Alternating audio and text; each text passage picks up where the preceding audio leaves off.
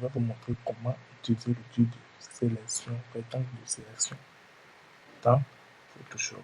Alors, c'est quoi l'outil rectangle de sélection? L'outil rectangle de sélection est représenté par une icône de rectangle pointillé où vous pouvez le trouver dans la barre d'outils ou en appuyant sur la touche M de votre clavier. Quand on entre dans l'outil Photoshop, je vais rapidement vous montrer où elle se trouve. Alors, l'outil est représenté par un rectangle en pointillé, la voilà. Hein?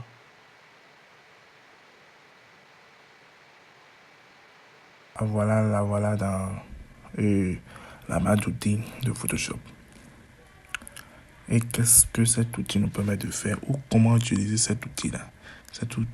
Pour utiliser cet outil, il suffit seulement de sélectionner l'outil, tape, et ensuite cliquer sur l'image.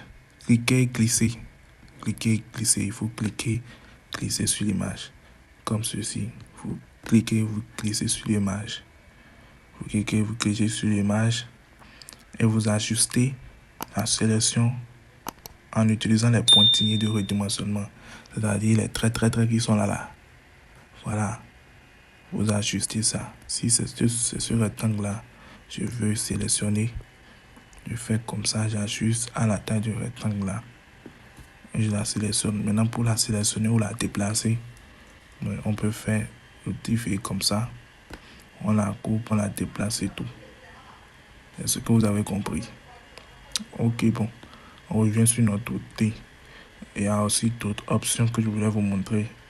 Lorsque vous cliquez, vous glissez, vous pouvez appuyer sur la touche Alt. La touche Alt pour diminuer, pour soustraire la sélection. Voilà. La touche Alt. Quand vous appuyez sur la touche Alt, le guichet change et vous voyez ici, il est écrit moins. Vous voyez le signe moins là. Du coup, vous sélectionnez la partie où vous voulez soustraire et ça s'enlève. Maintenant, pour ajouter, il suffit d'appuyer sur la touche Maj. La touche majuscule. Sur cette PC, on voit la touche Cap Lock. Voilà. Et vous faites cela un instant. Vous appuyez sur la touche.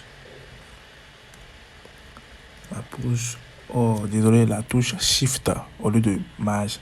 La touche Shift. Vous appuyez sur la touche Shift pour ajouter une sélection. Pour ajouter de l'espace à la sélection. Donc, quand vous appuyez sur la touche Shift, on voit le signe plus qui apparaît. Et quand vous ajoutez, qui signifie le signe plus qui apparaît, qui signifie ajouter un espace à la sélection. Je vais ajouter, vous allez voir. On ajoute jusqu'ici. Voilà, elle s'ajoute. Vous ajoutez, elle s'ajoute. Vous ajoutez, elle s'ajoute. Comme cela. Maintenant, quand vous appuyez sur la touche Alt, deuxième option de l'outil rectangle de sélection, vous appuyez sur la touche Alt et en même temps, le signe moins apparaît qui signifie soustraire la sélection. Donc, nous allons soustraire la sélection. On soustrait correctement. Et paf, voilà un peu tout sur l'outil rectangle de sélection. Voilà un peu tout. Maintenant, si vous ne savez pas comment faire disparaître l'outil de sélection et l'outil rectangle de sélection, vous faites CTRL-T